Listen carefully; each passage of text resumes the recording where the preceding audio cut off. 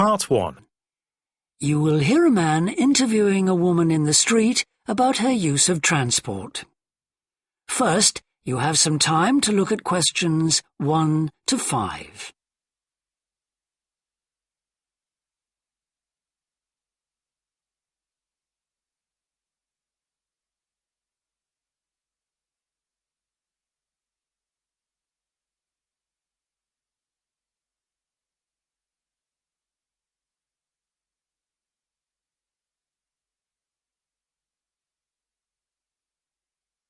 Listen carefully and answer questions 1 to 5.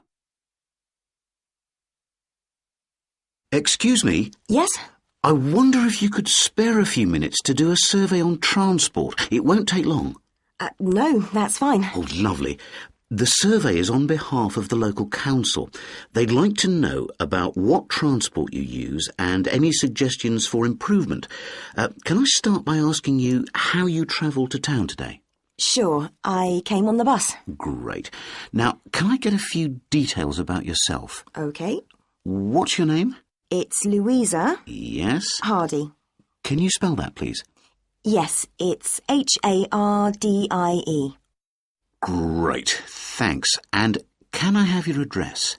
It's 19 Whitestone Road. Oh, right, I know that area. It's Bradfield, isn't it? That's right. Is the postcode GT7? It's actually GT8 2LC. Great.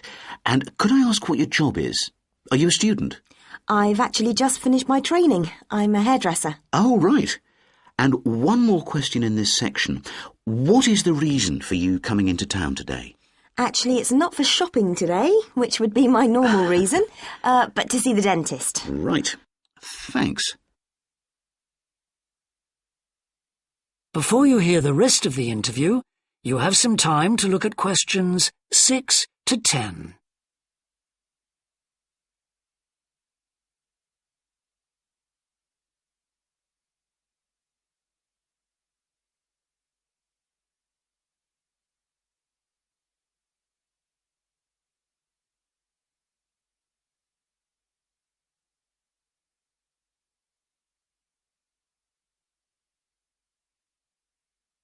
Now listen and answer questions 6 to 10.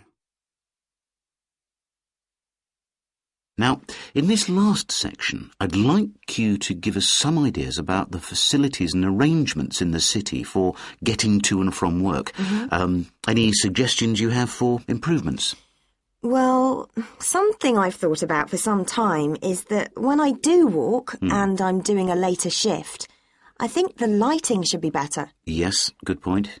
And of course, I think it's a real shame they've been cutting down on the number of footpaths. They should have more of those. Then people would walk more. Yes, right. And I don't think there are enough trains. That's why I don't use them. You have to wait so long. Thanks. And finally, I'd like to ask your opinion on cycling. As you may know, there's a drive in the city to get more people to cycle to work. Right. But we realise that there are things which the council, but also employers, might do to help encourage workers to cycle to work. Yeah. Well, I have thought about it, and where I work there are no safe places to leave your bikes. OK.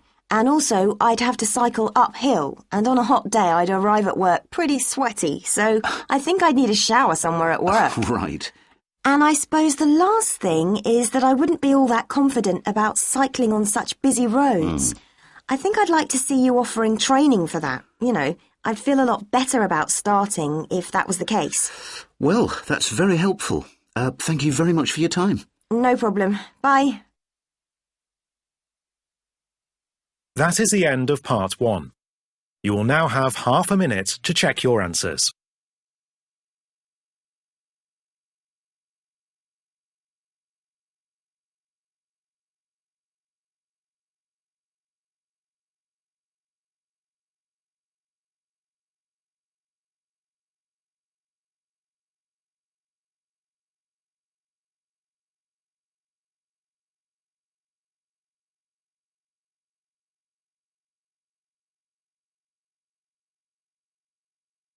Part 2.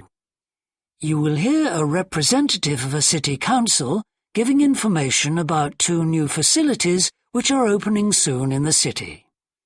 First, you have some time to look at questions 11 to 14.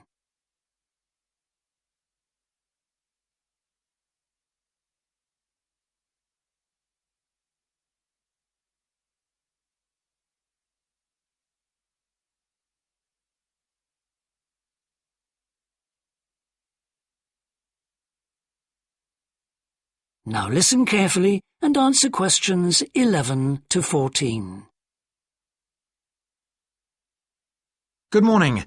I'm very pleased to have this opportunity to say a little about two exciting new developments in the city: the Brackenside open-air swimming pool and the Children's Adventure Playground in Central Park. As many of you may know, the idea for these initiatives came from you, the public, in the extensive consultation exercise which the City Council conducted last year. And they have been realised using money from the SWRDC, the South West Regional Development Commission. First of all, Brackenside Pool. As many of the older members of the audience will remember, there used to be a wonderful open-air pool on the seafront 30 years ago, but it had to close when it was judged to be unsafe. For the design of this new heated pool, we were very happy to secure the talents of internationally renowned architect Ellen Wendon, who has managed to combine a charming 1930s design, which fits in so well with many of the other buildings in the area, with up-to-the-minute features such as a recycling system, the only one of its kind in the world, which enables seawater to be used in the pool. Now, there's been quite a bit of discussion in the local press about whether there would be enough room for the number of visitors we're hoping to attract, but the design is deceptive, and there have been rigorous checks about capacity. Also, just in case you were wondering, we're on schedule for a June the 15th opening date, and well within budget, a testimony to the excellent work of local contractors Hickman's. We hope that as many people as possible will be there on June the 15th. We have engaged award-winning actress Coral White to declare the pool open, and there'll be drinks and snacks available at the poolside. There'll also be a competition for the public to decide on the sculpture we plan to have at the entrance. You will decide which famous historical figure from the city we should have. Before you hear the rest of the talk, you have some time to look at questions 15 to 20.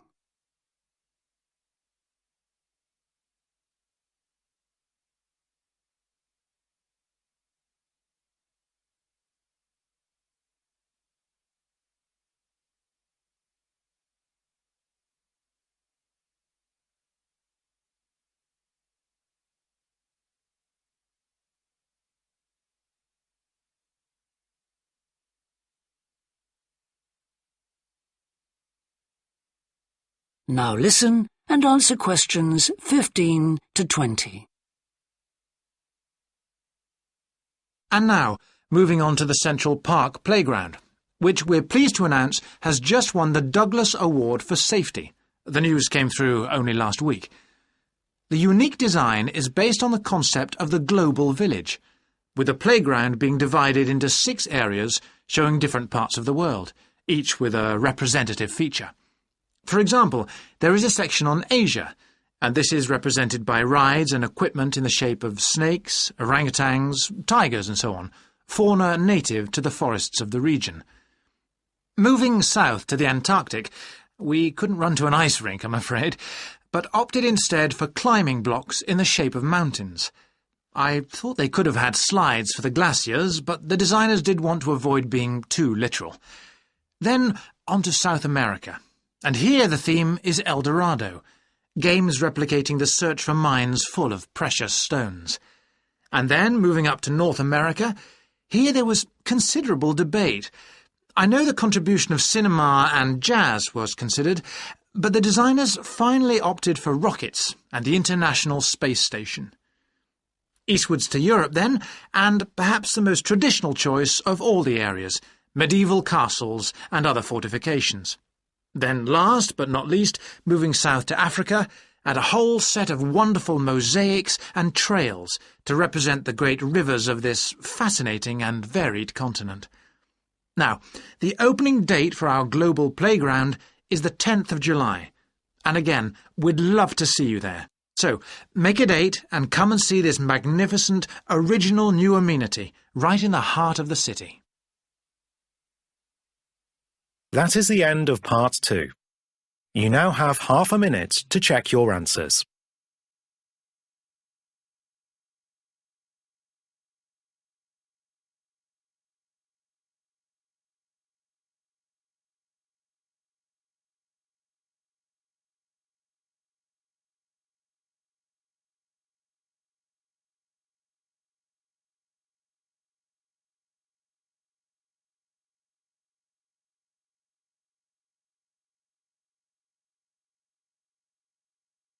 Part 3.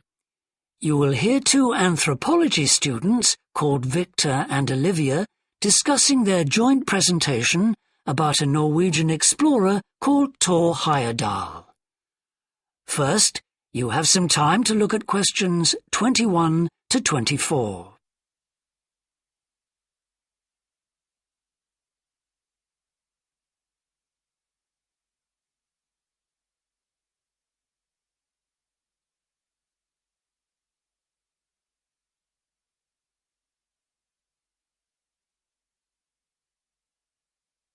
Now listen carefully and answer questions 21 to 24.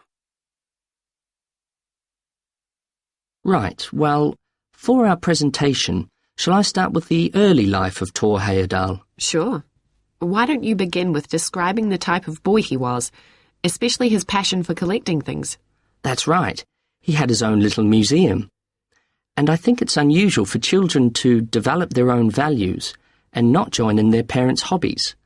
I'm thinking of how Heyerdahl wouldn't go hunting with his dad, for example. Yeah, he preferred to learn about nature by listening to his mother read to him.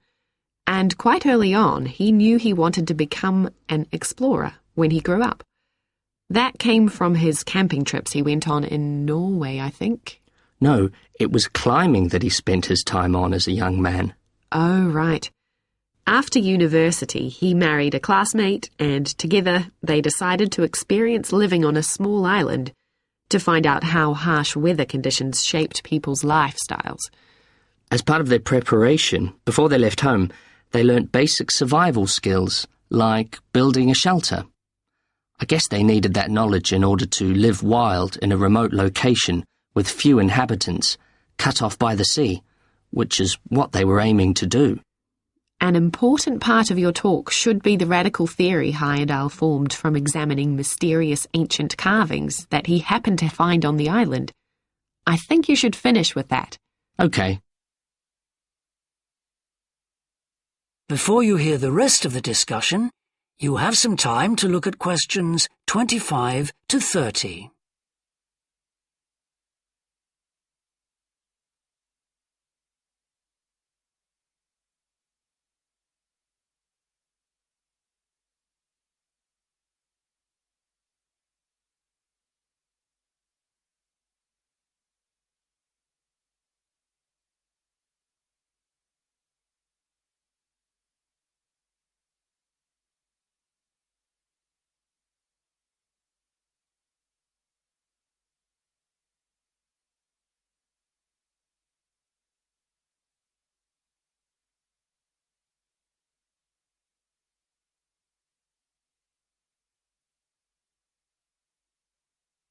Now listen and answer questions 25 to 30.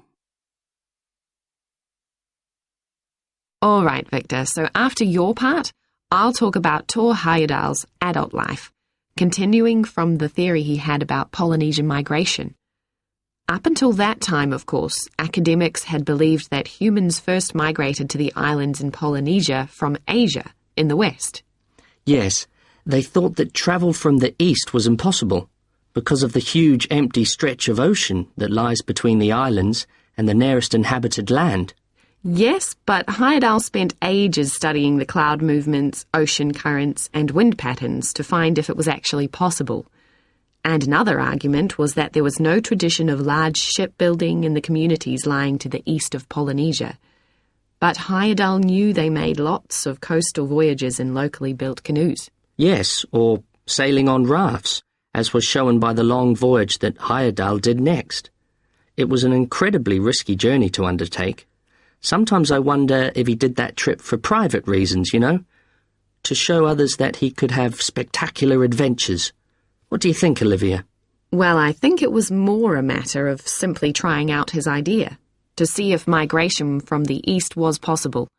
Yes, that's probably it.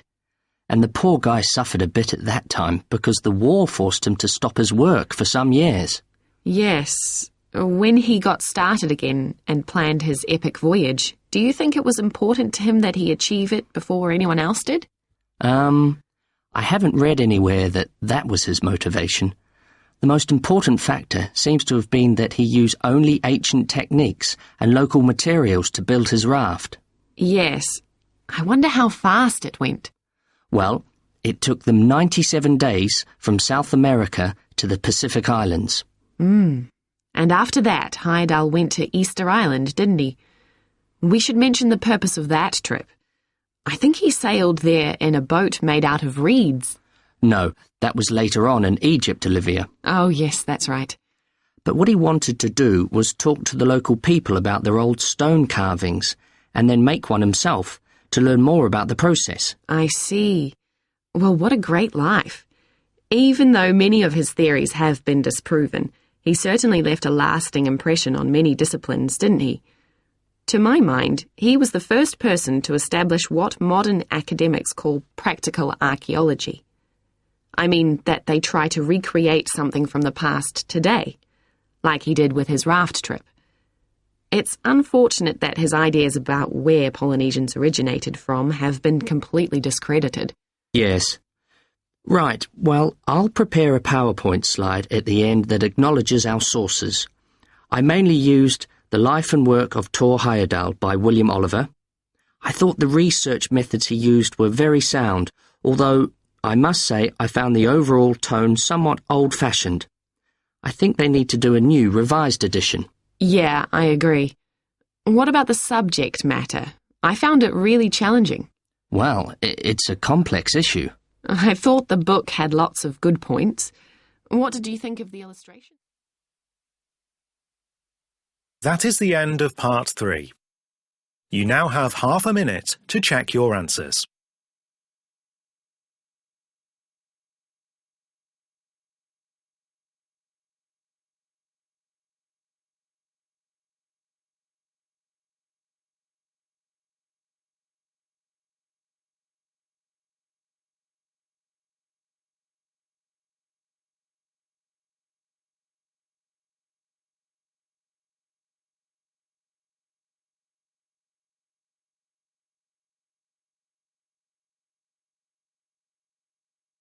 Part 4. You will hear a business student predicting how management might change in the next few years. First, you have some time to look at questions 31 to 40.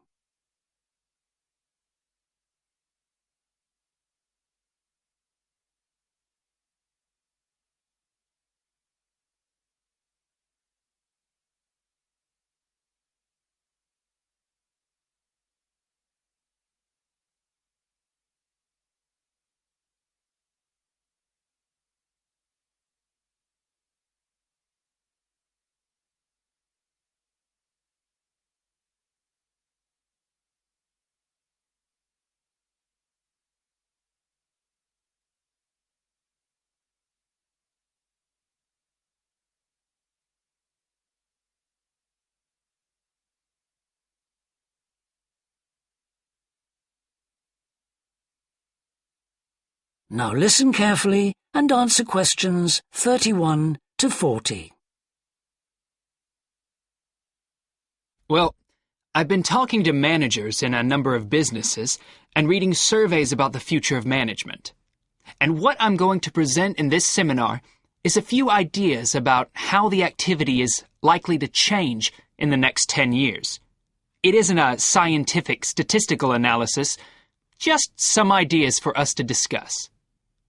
One area I want to mention is business markets, and I'm sure a really significant development will be a major increase in competition, with companies from all around the world trying to sell similar products. Consumers will have much more choice. For instance, food products sold in Australia might be manufactured in the USA, China, Finland, and dozens of other countries. At the same time, mergers and takeovers mean that governments are actually losing power to major global corporations. We can probably all think of companies that exert a great deal of influence, which may be good for consumers. A third point I want to make about markets is that in the rapidly expanding economies, such as India, China, Brazil, and Russia, demand is growing very fast. This is putting pressure on resources all over the world. I think businesses are becoming more open to external influences. In particular, companies are consulting customers more and more before making their business decisions. Companies are finding out what they want and providing it, instead of making products and then trying to sell them, which is the model of years ago. Another influence is that concerns about the environment will force manufacturers to extend product life cycles to reduce the amount of pollution and waste. And, in some cases, regulation will need to be strengthened. Many societies are much more fluid and democratic, and the structure of companies is changing to reflect that. I think we're going to see a greater emphasis within companies on teams created with a specific project in mind. And when they're completed, the teams will be disbanded and new ones formed. More and more people see work as simply one part of their lifestyle, and not the most important one. And as the workforce is shrinking in some countries, businesses are having to compete for staff instead of being able to choose among a lot of applicants. Typical examples that will attract and retain staff are traditional ones like flexible hours and, something that has been made possible by advances in technology, remote working, with people based at their home, abroad, or almost anywhere they choose.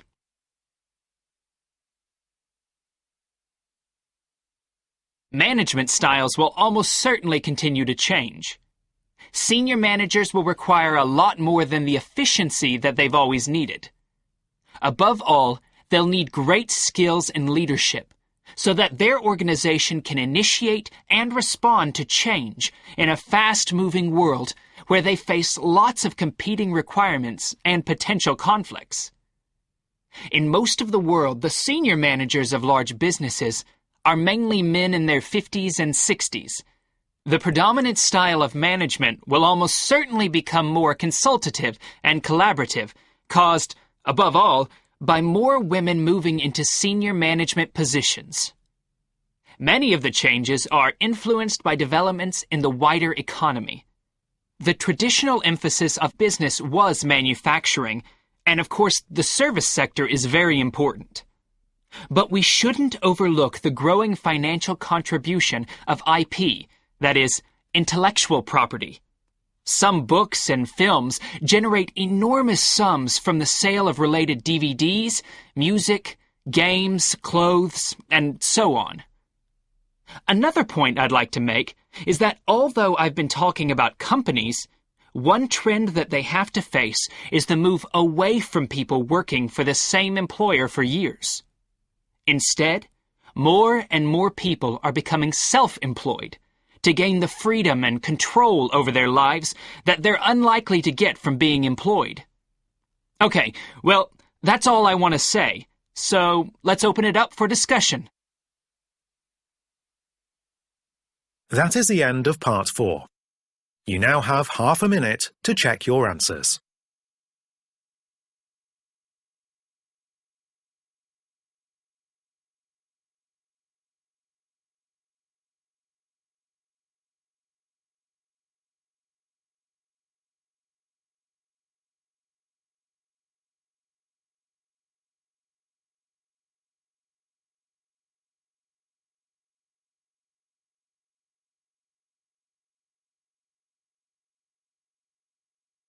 That is the end of the listening test.